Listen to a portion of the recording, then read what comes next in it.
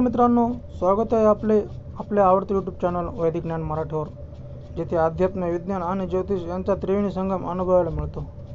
मित्रांनो, आज आपण या व्हिडिओमध्ये काही खास उपाय जाणून घेणार आहोत.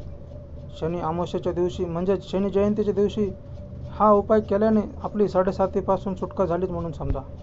चॅनलमध्ये नवीन असाल तर चॅनलला सबस्क्राईब करा, व्हिडिओला लाईक करा, शेअर करा आणि बेल आयकॉन दाबा. मित्रांनो, दरवर्षी वैशाख महिन्याच्या अमावस्येला शनिदेवाची जयंती असते. शनी जयंतीला शनी अमावस्या देखील म्हटलं जातं.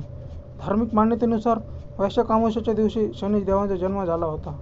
त्यामुळे दरवर्षी वैशाख महिन्यात येणाऱ्या अमावस्येला शनिदेवांची जयंती साजरी केली जाते.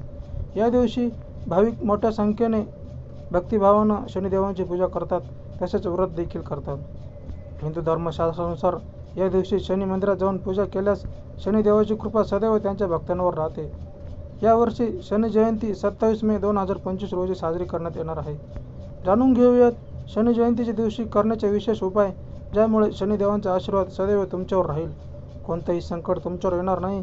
जर तुम्हाला शनीची 7:30 चालू असेल तर त्यातून देखील सुटकारा मिळू शकतो.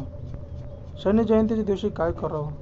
शनी जयंतीच्या दिवशी शनी मंदिरात जाऊन सूर्यपुत्र शनिदेवांना तेल आणि काळे तीळ अर्पण केले पाहिजेत. जर तुम्ही शनी देवांना तेल आणि काळे तीळ अर्पण केले तर शनिदेवांचा आशीर्वाद तुमच्यावर सदैव राहतो. तुमची 7:30पासून मुक्तता होते असं मानलं जातं. शनी जयंतीच्या दिवशी सकाळी आंघोळ करून पिंपळाच्या झाडाला पाणी अर्पण करावं, तसेच पिंपळाच्या झाडाखाली तेलाचा दिवा लावावा.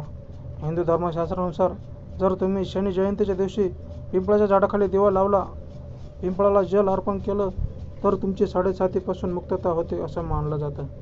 जर तुमच्या कुंडलीमध्ये शनीच्या 7:30चा दोष असेल तर तुम्ही शनी जयंतीच्या दिवशी शनी मंदिरामध्ये होम हवन करू शकतात. शनी जयंतीच्या दिवशी यज्ञ केल्यास शनिदेव प्रसन्न होतात अशी मान्यता आहे. या दिवशी शनी मंदिरात जाऊन शनिदेवांना भक्तिभावानं दर्शन करावं असंही म्हटलं जातं. मित्रांनो, आमची माहिती कशी वाटली हे आम्हाला कमेंटमध्ये नक्की सांगा आणि तुम्हीही शनी अमावस्येच्या दिवशी हे उपाय करून पहा. व्हिडिओला लाईक करा, शेअर करा आणि वैदिक ज्ञान मराठी या यूट्यूब चॅनलला सबस्क्राईब करा. तसेच बेल आयकॉन दाबा. धन्यवाद.